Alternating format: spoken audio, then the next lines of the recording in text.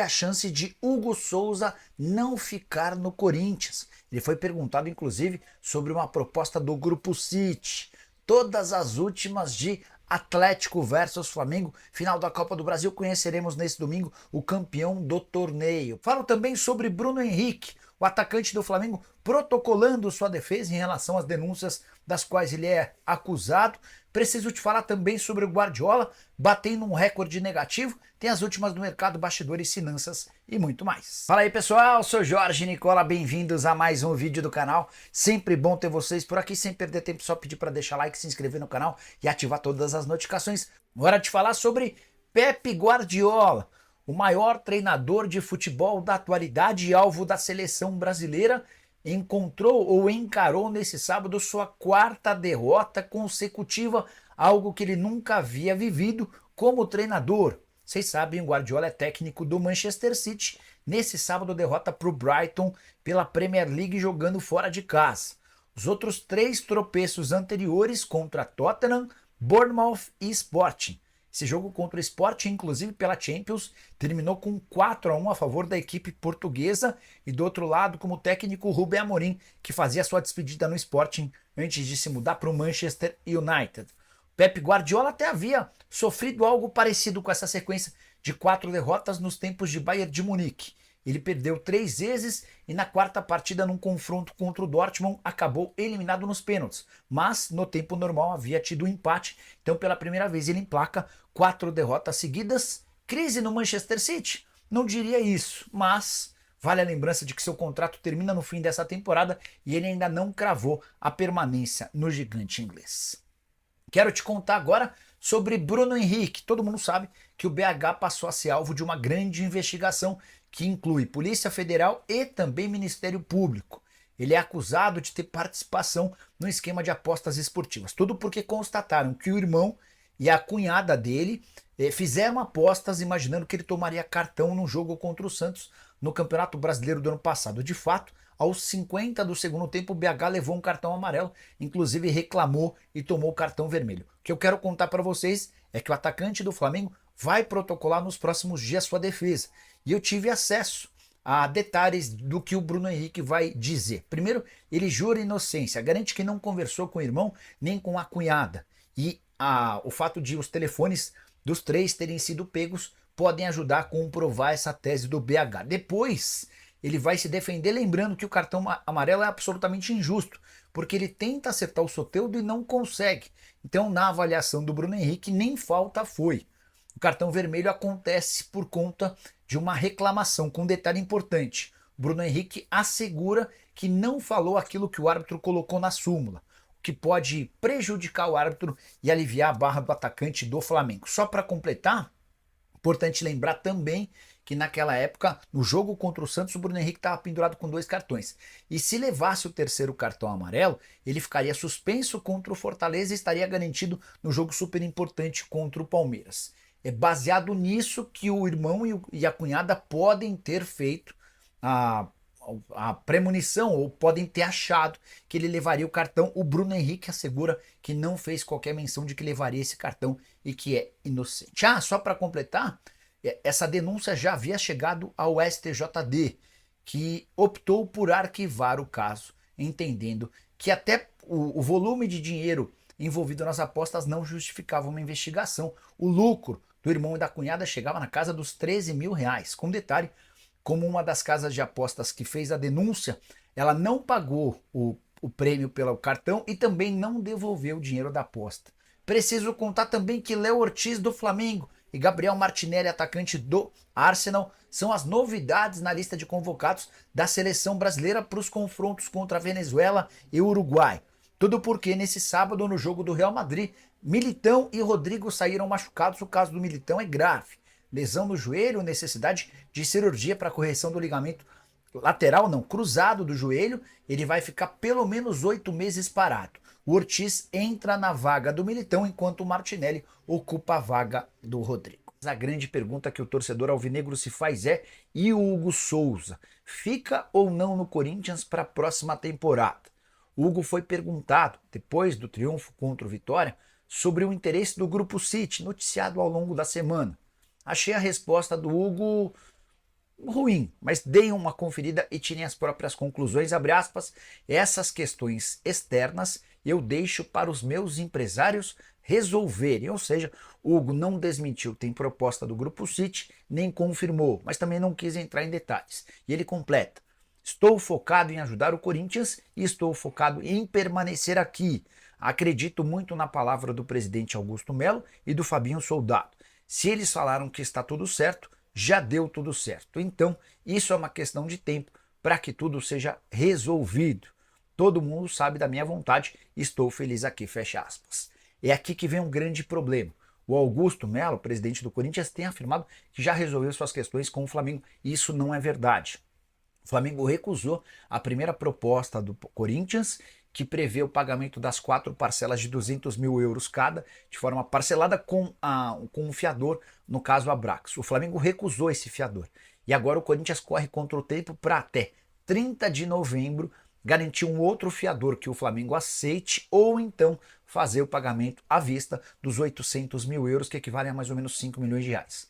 Há dois grandes problemas nessa história. O Corinthians não tem esses 5 milhões de reais para pagar à vista e também precisa resolver uma dívida de 6 milhões e 900 mil com o Balbuena, ex-zagueiro do Timão, que foi à FIFA e conseguiu um transfer ban, uma punição ao Timão que o impede de registrar novos atletas. Só para arrematar, embora o Augusto aparente tranquilidade, posso dizer para vocês que o Flamengo vai fazer o possível e o impossível para que o negócio com o Timão pelo Hugo Souza não saia. Começa do zero, não há hoje um lateral direito identificado pelo São Paulo. Bora falar sobre a final da Copa do Brasil. Às 4 da tarde, a Arena MRV recebe a sua primeira final de competição nacional. Atlético e Flamengo se enfrentam no jogo de volta. Na ida, na semana passada no Maracanã, o Flamengo venceu por 3-1. Dessa maneira, para conquistar o pentacampeonato da Copa do Brasil, o Flamengo pode até perder por um gol de diferença. Se perder por 2 gols, a decisão vai para pênaltis.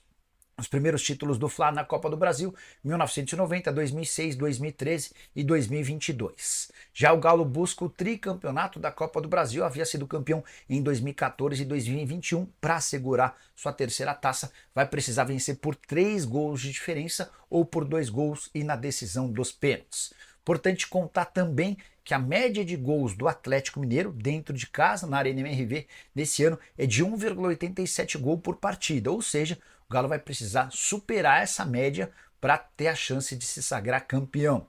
Confronto dos mais interessantes também por conta de alguns personagens.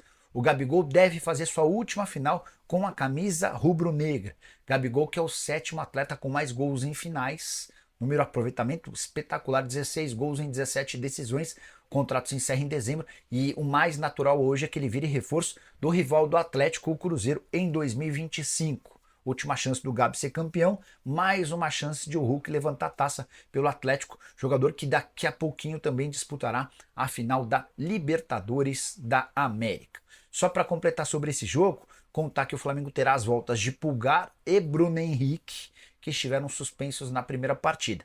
Já o Atlético Mineiro pode apresentar alterações em relação ao jogo da ida. A tendência é que o Arana volte para a lateral esquerda e não mais atue como meia.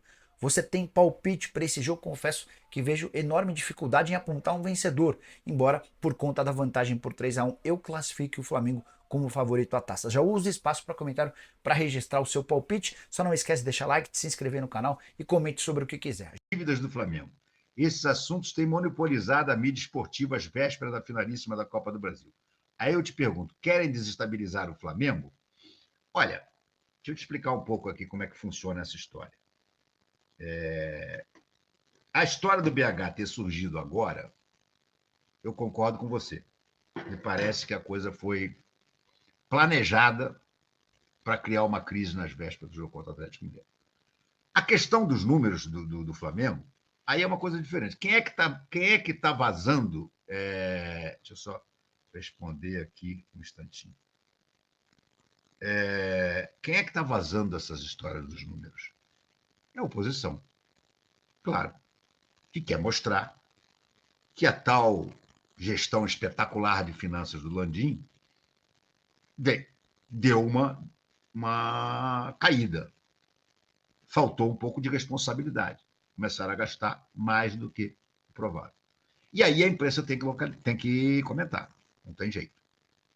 Só que é o seguinte, eu acho que isso aí também é previsto pelo Landim para forçar a SAF se eles ganharem a eleição. Insisto, para mim, o Landim não faz nada, ele tem milhares de defeitos, mas ele não é burro. Se ele gastou tudo que ele gastou, ele tem dois objetivos, ambos políticos. O primeiro, para tentar se reeleger, porque é isso que vai acontecer, ele vai ser reeleito. O Rodrigo Dunst vai ser apenas um laranja dele. Então ele está jogando tudo na reeleição dele. Vocês já repararam que a foto da propaganda deles, quem está em primeiro lugar na foto é o Landim? O Rodrigo Dunst e o tal do Bodan ficam aqui atrás. Que bandeira mais clara do que essa? Então, acho que ele disse o seguinte, não, vamos gastar, vamos comprar o terreno do estádio. O estádio é um velho sonho dos rubro-negros. Isso vai me dar voto também. Não que ele não queira o estádio, ele quer. Porque o estádio é quem vai viabilizar, ou pelo menos poderia viabilizar, a SAF dele. Que é o que ele quer. Ele não quer ser CEO do Flamengo só. Ele quer ser dono do Flamengo. Ele quer vender o Flamengo numa SAF e ele ser o CEO dessa SAF. É isso que ele quer, sem tirar nem pôr. Então, esses assuntos todos de finanças, você não tem como evitar, ainda mais às vésperas de uma eleição. Agora, o do Bruno Henrique, tendo essa história da Betano ter sido quem denunciou, da Betano ser patrocinador do Atlético, isso eu não tenho a menor dúvida que foi de propósito, em cima da hora. Trajano, cavalo paraguaio tropeçou perante o Cuiabá no Engenhão. Pois é, rapaz, pois é. Mas ainda acho que a vantagem é muito boa. O que ele não pode é desmilinguir como ele desmilinguiu no ano passado. A vantagem é muito boa ainda.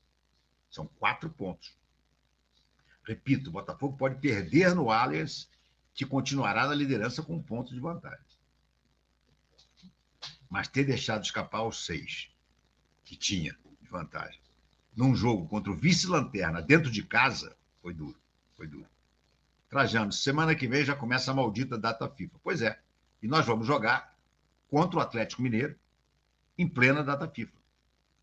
Sem o Gerson, sem o Léo Ortiz, sem o Pulgar, muito possivelmente sem o Varela, não sei se o Arrascaeta o Flamengo liberaria. Eu acho que dependendo de como for, eu acho que depois desse jogo o Flamengo tem que avisar a seleção uruguaia que ele vai operar, que ele não vai viajar porque ele vai operar. E o De La Cruz, esse está fora mesmo. Esse, para mim, está meio bichado, é até preocupante. Flamengo pentacampeão da Copa do Brasil, se Deus quiser. Boa noite, o Foguinho já está ensaiando uma nova pipocada. Aguardemos. Ô, Miguel, vou dizer uma coisa para vocês. Se o Botafogo esse ano não ganhar o Brasileiro ou a Libertadores, um dos dois, ele pode ganhar os dois. Mas ele pode perder os dois também. Vai ser, olha, eu acho que vai ser uma brochada maior do que a do ano passado. Porque a do ano passado começou a acontecer mais cedo, né? Chegou a ter 13 pontos de vantagem para o Palmeiras.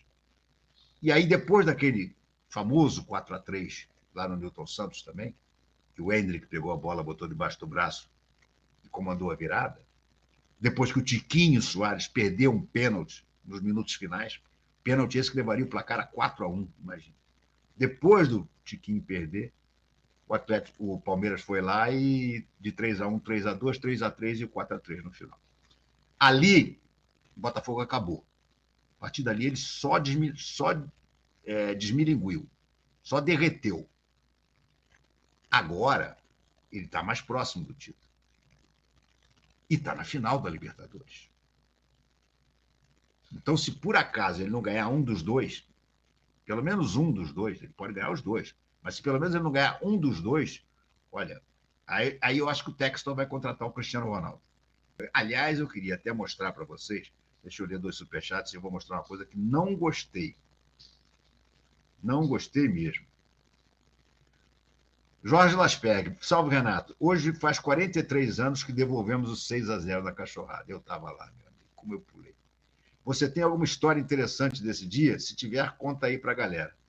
Cara, o que eu posso lembrar desse dia é o seguinte, né? Eu já tinha visto aquele time do Flamengo fazer 4-0 no Botafogo várias vezes e tirar o pé. Eu me lembro que depois, no dia seguinte, eu chegava na Gávea para conversar, inclusive com o Zico. Dizia, pô, mas vocês tiveram uma oportunidade. O Zico aí dizia assim, não, mas isso é coisa da torcida, a gente tem que entender que aqui é profissionalismo, sabe? 4-0, o jogo já estava decidido, os caras começaram a bater, a gente achou melhor acomodar. Sempre era essa mesma história. O Flamengo fez 3-0 em 15 minutos, o Flamengo fez 4-0 com 10 do segundo tempo. Vários, olha, foram pelo menos 3 ou 4 oportunidades de devolver aquele 6-0, não acontecia. Neste mesmo jogo, o Flamengo fez 4-0 e começou a tirar o pé também. E aí o que aconteceu? Teve um pênalti, faltando, sei lá, 10 minutos. Teve um pênalti. Aí a própria torcida estava aparentemente acomodada, feliz com a goleada. Aí teve o pênalti, o Zico foi lá, bateu e fez o quinto. No que o Zico fez o quinto, o Maracanã enlouqueceu como eu nunca vi. Como eu nunca vi. Era um coro único, gigantesco, poderoso.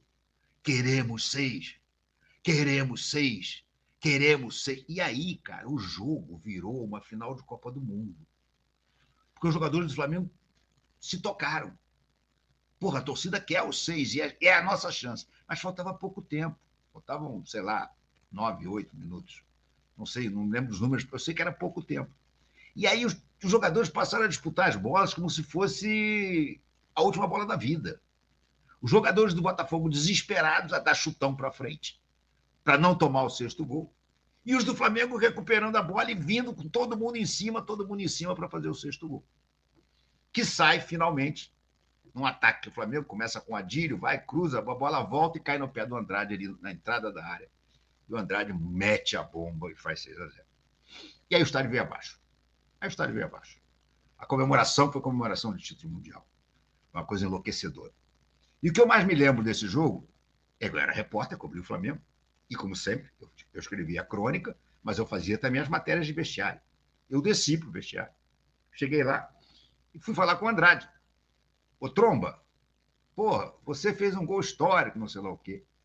Aí ele riu com aquele jeito meio tímido dele e disse assim, porra, e eu era botafoguense. Essa era a abertura da minha matéria de vestiário. Andrade, 2 pontos, eu era botafoguense.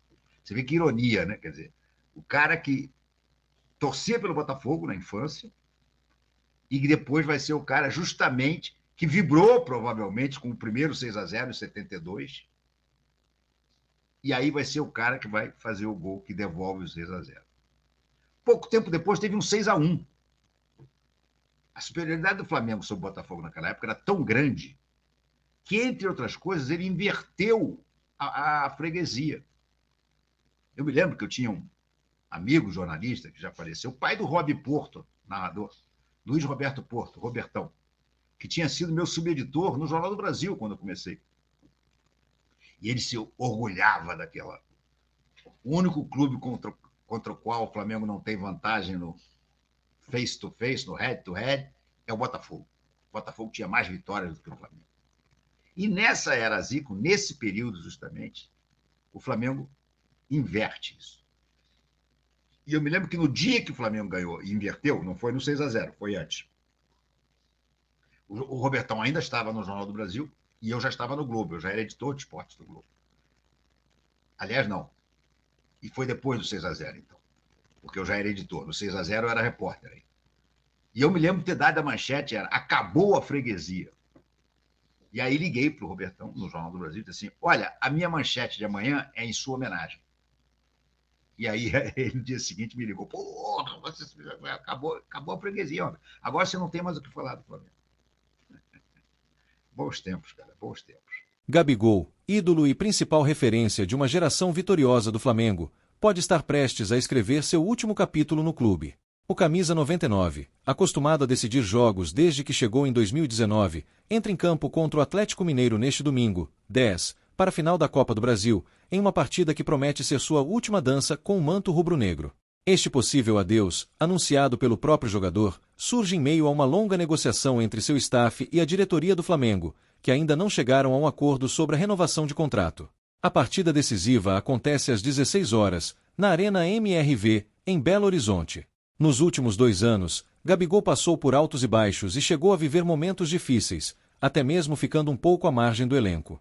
Foram 28 jogos na temporada sob o comando de Tite, dos quais ele iniciou como titular em apenas 4, com um total de 4 gols marcados.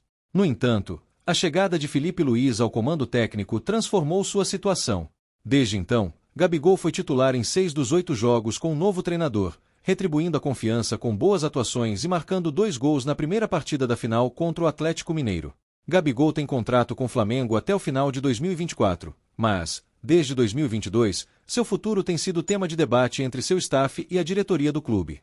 O empresário do jogador, Júnior Pedroso, e o presidente do Flamengo, Rodolfo Landim, já deram declarações divergentes sobre as negociações, o que reflete a complexidade do processo.